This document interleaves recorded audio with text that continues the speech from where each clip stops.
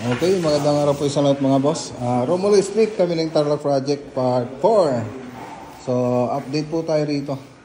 So, gawa na po yung incubator natin dito sa sa may pantry. So, pantry po yan mga boss. Hindi yan incubator. So, naka-neon lights po siya.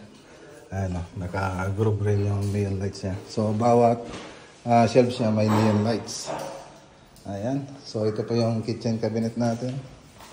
Yan, so center island, so meron din siyang neon lights na nakalagay. Siyempre floated panel. Yan. Tapos lagayan ng ref, kitchen sink, tapos yung iba drawer. So may nakalagay na po rito utensil, tapos condiments. Ayan, no. Okay. So nakapagpili na si Madam na ilalagay na ano dito, countertop, yung Black Galaxy na countertop. Tapos dun sa mga laboratory natin ay ano na lang po siya, yung salt and pepper. So punta naman tayo rito.